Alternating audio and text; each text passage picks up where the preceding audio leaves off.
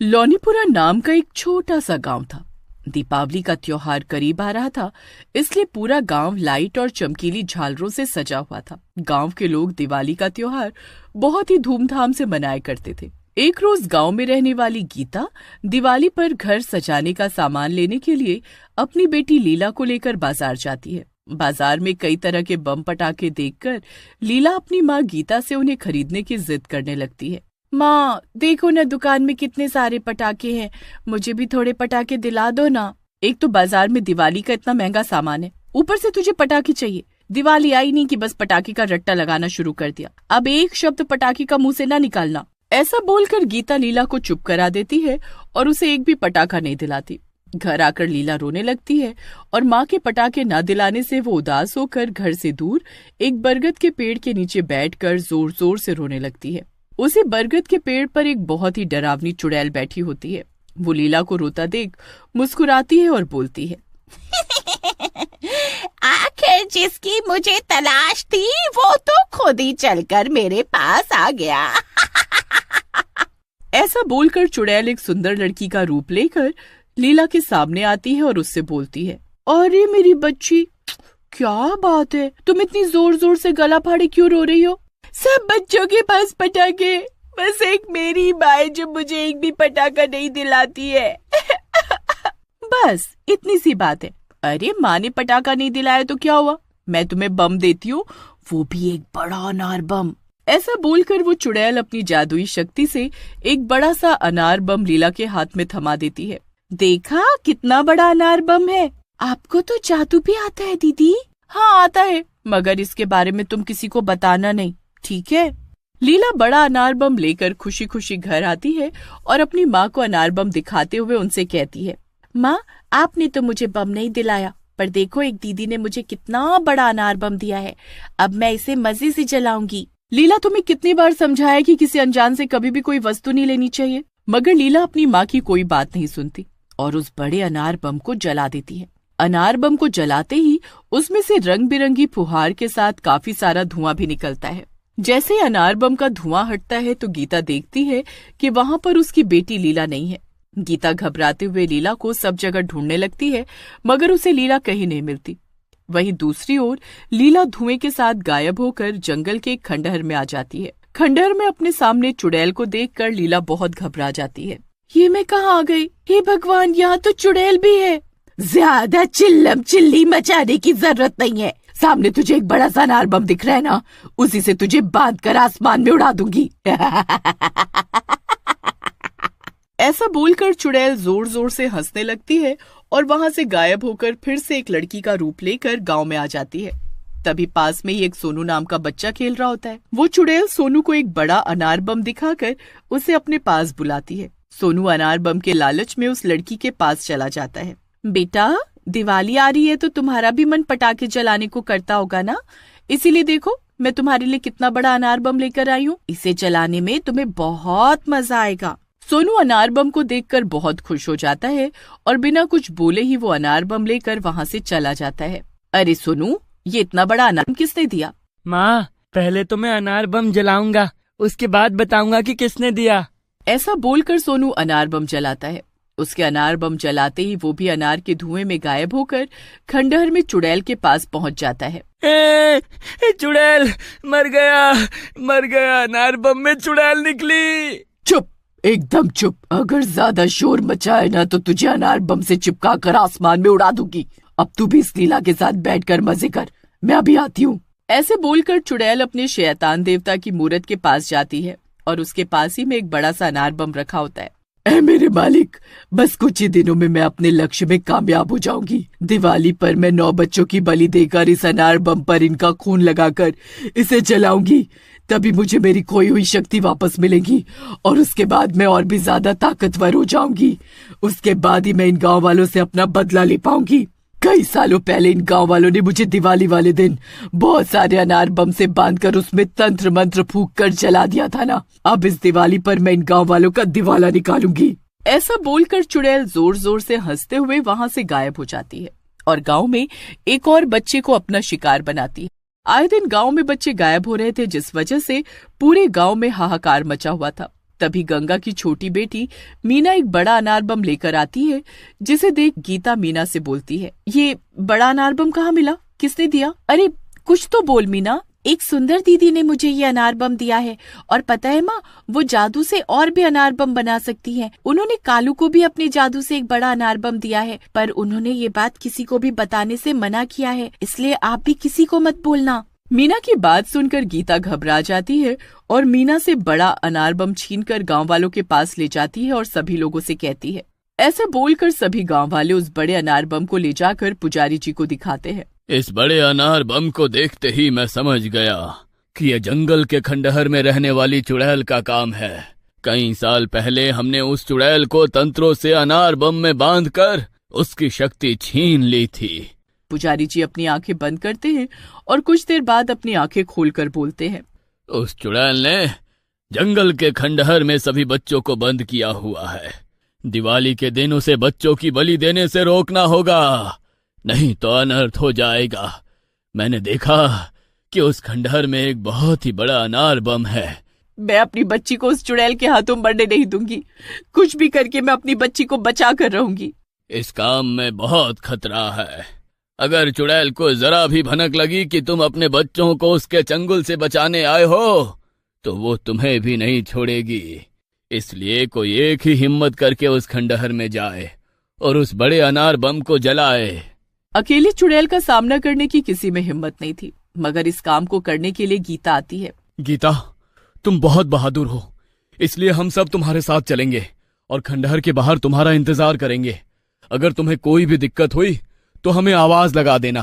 फिर गीता दिन के समय गांव वालों के साथ जंगल के भीतर जाती है और बड़ी बहादुरी के साथ अकेले ही खंडहर के अंदर जाकर देखती है कि सभी बच्चे डरे सहमे एक कमरे में बंद हैं और चुड़ैल अपने शैतान देवता और अपने बड़े अनार बम के सामने बैठकर मंत्रों का जाप कर रही है। उसी वक्त चुड़ैल की नजर गीता पर पड़ती है। चुड़ैल गुस्से से चिल्लाते हुए बोलती है, तेरी इतनी हिम्मत कि तू मेरे खंडहर में आकर मेरी पूजा भंग करे। ऐसा बोलकर चुड़ैल गीता का गला पकड़ लेती है। आज तो तेरा काम तमाम मेरी रानी। तुझे पता नहीं है कि तूने किससे पंगा लिया है। एक चुड़ैल जिसकी शक्तियां एक बेकार से अनार बम में है। ऐसे बोलकर गीता अपने आप को चुड़ैल से छुड़ा लेती है।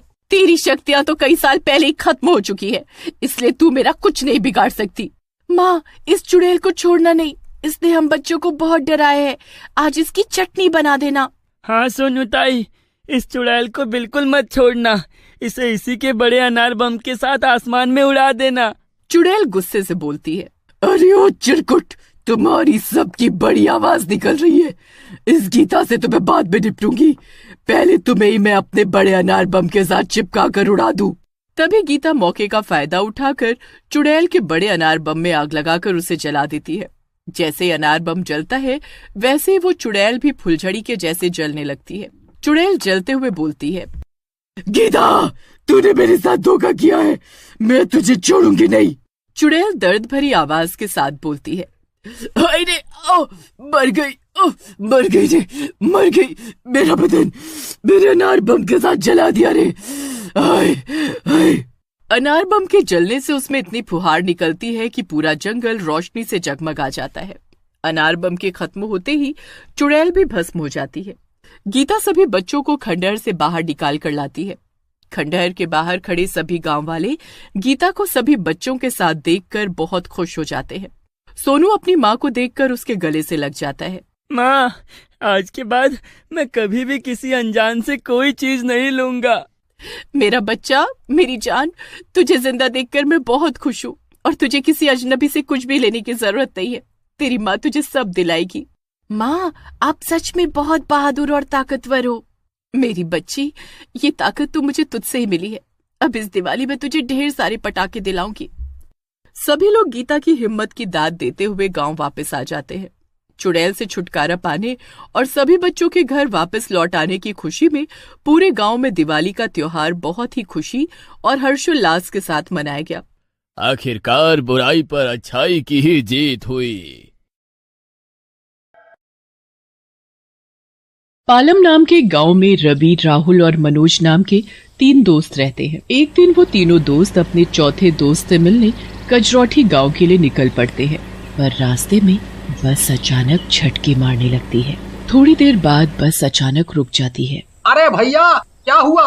बस क्यों रोक दी? अभी जाकर देखता हूँ, तभी पता चलेगा। ड्राइवर नीचे जाकर बस चेक करता है तो उसे पता चलता है कि बस खराब हो गई है। ये बस खराब हो गई है और आगे नहीं जा पाएगी। आप सभी को यहीं उतरना होगा। अब तो रात ही हो चुकी है, हम आगे कैसे जाएंगे? भैया मुझे माफ करो, पर मैं कर भी तो क्या सकता हूँ।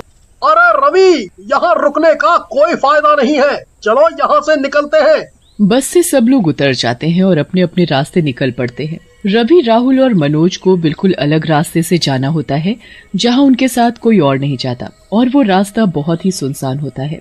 आखिर कब आएगा कजरौठी गांव? इतनी देर हो गई हमें चलते चलते। सामने कुछ रोशनी सी तो दिख रही है, लगता है हम गांव पहुंच गए। तीनों दोस्त जल्दी जल्दी चलने लगते हैं। थोड़ी देर बाद उनको लाइटों से सजा हुआ एक बहुत बड़ा घर दिखता है। लगता है यही घर है संदीप का, चलो चलते हैं। अरे पहले पता तो कर ले, ऐसा ना हो हम किसी और की बारात में घुस जाएं। क्या फर्क पड़ता है दोस्तों, किसकी बारात है? इतने रिश्तेदारों में क्या पता चलना है। बस अभी जैसी हमारी हालत हो गई है ना, इतना चल चल कर मैं तो जा रहा हूँ। अगर तुमको आना है तो आ जाओ। मनोज घर के अंदर चला जाता है और उसके दोस्त भी उसके पीछे पीछे घर के अंदर आ जाते हैं। घर बहुत ही बड़ा और सुंदर होता है। बहुत सारे लोग शादी की तैयारियों में लगे हुए होते हैं, पर एक बड़ी अजीब बात होती है, वो ये कि किसी के चेहरे पर कोई खुशी या मुस्कुराहट भी नहीं होती। मनोज तो खाना देखते ही पागल हो जाता है। अरे वाह, इतना बढ़िया बढ़िया खाना देख कर ही मुंह में पानी आ रहा है। चलो दोस्तों, कुछ खा पी लेते हैं। तीनों दोस्त खाने के लिए जा ही रहे होते हैं, पर तभी वहाँ एक बूढ़ा आदमी आकर उनसे बोलता है, आप लोग उस कमरे में आराम से बैठो, मैं आपके लिए खाना भिजवाता हूँ। जी बिल्कुल, बहुत भूख भी लग रही है। और कुछ ही देर में उनके लिए बढ़िया बढ़िया पकवान लाए जाते हैं। तीनों दोस्त भर भर कर पकवानों का मजा लेते हैं। अरे दोस्तों, मैंने तो कुछ ज्यादा ही खा लिया है, अब तो मुझे नींद आ रही है। हाँ यार, नींद तो मुझे भी आ रही है, पर हमें यहाँ से अब चुपके से निकलना होगा। तभी वहाँ एक औरत आती है। आपको नींद आ रही है तो आप कुछ देर इसी कमरे में आराम कर सकते हैं। बारात 12 बजे निकलेगी, तब तक आप आराम कर लो। ये ठीक रहेगा, पर बारात जाएगी कहाँ? कजरौठी गाँव। इतना कहकर वो औरत वहाँ से चली जाती है। अरे वाह, ये बारात तो कजरौठी ही जाने वाली है। ऐसा करते हैं, हम लोग बारात के साथ ही निकल पड़ते हैं।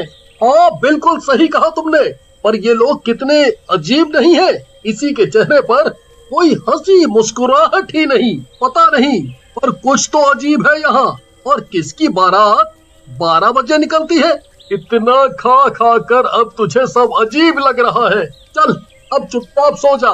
तीनों दोस्त बातें करते करते कब सो जाते हैं पता ही नहीं चलता और 12 बज जाते हैं। रवि के कान में ढोल नगाड़ों की आवाज पड़ती है, जिसकी वजह से उसकी नींद खुल जाती है। अरे मनोज, राहुल, जल्दी उठो, देखो बाहर ढोल बज रहे हैं। लगता है बारात निकलने का समय हो गया है। क्या है रवि, सोने दो यार, बहुत नींद आ रही है। क्या नींद? चलो जल्दी उठो, वरना सब निकल जाएंगे। तीनों दोस्त उठ जाते हैं और जब कमरे से बाहर निकलते हैं तो देखते हैं घर में कोई भी नहीं है। सब बाहर होंगे, चलो बाहर चलते हैं। बाहर से जोर जोर से बैंड बाजे की आवाज आ रही होती है। तीनों जल्दी से बाहर जाते हैं, पर बाहर का नजारा देखकर उनके पैरों तले की जमीन ही खिसक जाती है। जो लोग कुछ समय पहले अंदर की शादियों की तैयारियों में लगे थे, वे सब सरकटे भूत बन चुके थे और उनकी कटी हुई भूतिया गर्दन उनके हाथ में है। ये सब मैं क्या देख रहा हूँ? कहीं ये मेरी आंखों का धोखा तो नहीं? नहीं यार, ये तो सरकटे भूतों की बारात है। सभी सब इतना अजीब बर्ताव कर रहे थे और किसी ने हमसे पूछा भी नहीं कि हम कौन हैं। कोई हमें देख ले, उससे पहले हमें यहाँ से निकलना होगा। जल्दी चलो यहाँ से। रवि, राहुल और मनोज वहाँ से चुपके से निकल ही रहे होते हैं कि वहाँ एक सरकटा भूत अपनी भूतिया मुंडी को लेकर उनके सामने आ खड़ा हो। कहाँ जा रहे हो? चलो हमारे साथ। वो हम बस आ ही रहे थे। चलो मेरे साथ चलो, आखिर तुम सबको भी तो बारात में शामिल होना है। रवि, राहुल और मनोज डर के मारे चुपचाप उस सरकटे भूत के पीछे पीछे चल पड़ते हैं। पूरी बारात बस सरकटे भूतों और चुड़ैलों से भरी हुई होती है। बारात में सभी सरकटे भूत और चुड़ैल खूब नाच गा रहे होते हैं। रवि, राहुल और मनोज की तो ये सब देखकर हालत खराब हो रही होती है, पर किसी की वहाँ से भागने की हिम्मत नहीं होती। वो तीनों चुपचाप सरकटे भूतों की बारात के साथ चलते रहते हैं और तभी एक सरकटी चुड़ैल उनके पास आती है। आओ ना, हमारे साथ नाचो। नहीं, मुझे नाचना नहीं आता। ऐसे कैसे नहीं आता नाचना? नाचना तो तुमको पड़ेगा, चलो मेरे साथ और नाचो। रवि की हालत खराब हो जाती है, पर वो चुपचाप बिल्कुल वैसा ही करता है जैसे उसको चुड़ैल बोलती है। वो भूतों और चुड़ैलों के बीच जाकर नाचने लगता है। राहुल और मनोज उसे दूर से देखकर परेशान हो रहे होते हैं, पर वो कुछ भी करने के लिए मजबूर होते हैं। बेचारा रवि, अब हम उसे वहाँ से कैसे निकालें? पता नहीं कहाँ फंस गए हम लोग। समझ नहीं आ रहा कि हम भूत चुड़ैलों से बचकर कैसे निकल पाएंगे। पूरे रास्ते सरकटे भूतों की बारात ऐसे ही आगे बढ़ती रहती है और तीनों दोस्त उनके साथ साथ चल रहे होते हैं। कुछ देर चलने के बाद एक टेंट दिखता है जो रोशनी से जगमगा रहा होता है। टेंट के बाहर बहुत सारे सरकटे भूत और चुड़ैल उनके स्वागत के लिए खड़े होते हैं। बारात के साथ साथ वो तीनों दोस्तों का भी बड़ी अच्छी तरह से स्वागत किया जाता है। उसके बाद बारात अंदर जाती है। सब कुछ बिल्कुल वैसा ही होता है जैसे एक शादी में होता है, बस फर्क इतना होता है कि वहाँ इंसानों की जगह सब सरकटे भूत और चुड़ैल होते हैं। कुछ देर बाद वहाँ एक चुड़ैल दुल्हन की तरह तैयार होकर आती है और मंडप पर बैठ जाती है। इस चुड़ैल की तो शादी हो रही है, पर इस बारात में तो दूल्हा है ही नहीं, तो फिर इसकी शादी किससे होगी? तुम तीनों में से किसी एक से। ये सुनकर तीनों एक साथ पीछे मुड़ते हैं और चौंकते हुए बोलते हैं, क्या? हाँ, तुम तीनों में से दुल्हन जिसको पसंद करेगी उसकी शादी आज उस दुल्हन के साथ होगी। चलो, अब मेरे साथ चलो, वक्त निकलने वाला है। नहीं, ये नहीं हो सकता। हमें जाने दो प्लीज। आखिर आपको इन सब से क्या मिलेगा? प्लीज हमें जाने दो। वहाँ कुछ और भूत आ जाते हैं और उन तीनों को मंडप पर ले जाया जाता है। बता, तुझे इन तीनों में से कौन सा लड़का पसंद है जिसे तू पसंद करेगी? हम तेरी शादी उसी से करेंगे और फिर उसका सर काट कर हम उसे अपनी बिरादरी में शामिल कर लेंगे। इतना सुनकर तो तीनों दोस्त थर थर कांपने लगते हैं और बुरी तरह रोने लग जाते हैं। मंडप तक जाते टाइम रवि पूरी तरह गिर जाता है। इसे जल्दी उठाओ और जल्दी से शादी की विधि पूरी करो, हमारे पास वक्त नहीं है। भूत जैसे तैसे रवि को चुड़ैल के सामने ले जाकर खड़ा कर देते हैं। चुड़ैल उसमें से रवि को ही पसंद करती है और बस दोनों की शादी की विधि शुरू हो जाती है। वहाँ 2 माला भी पड़ी होती है, पर उन मालाओं में फूल नहीं बल्कि कटी हुई मुंडिया होती हैं। जल्दी करो, वक्त निकल रहा है। जल्दी से ये माला उठाओ और एक दूसरे के गले में पहनाओ। पहले चुड़ैल रवि के गले में माला डालती है और फिर जैसे ही रवि माला चुड़ैल के गले में डालता है, वो माला नीचे जमीन में गिरकर गायब हो जाती है। उस माला के साथ वो चुड़ैल, वहाँ खड़े सारे भूत और टेंट सब कुछ गायब हो जाता है। ये सब कैसे हो गया? कहाँ गए सारे भूत? ये सब सोचने का वक्त नहीं है हमारे पास, बस यहाँ से जल्दी भागो। तीनों दोस्त वहाँ से भागते हुए सीधा अपने दोस्त के घर सांस लेते हैं और अपने दोस्त को पूरी बात बताते हैं। तुमने आने से पहले बताया क्यों नहीं? उस रास्ते में से तो अक्सर सरकटे भूतों की बारात निकलती है, पर शायद तुम्हारी शादी होने से पहले ही 4 बज गए थे, इसलिए वो भूत अपने आप गायब हो गए। रात को सारे दोस्त मिलकर खूब हंसी मजाक करते हैं और रवि की शादी को लेकर उसका खूब मजाक उड़ाते हैं।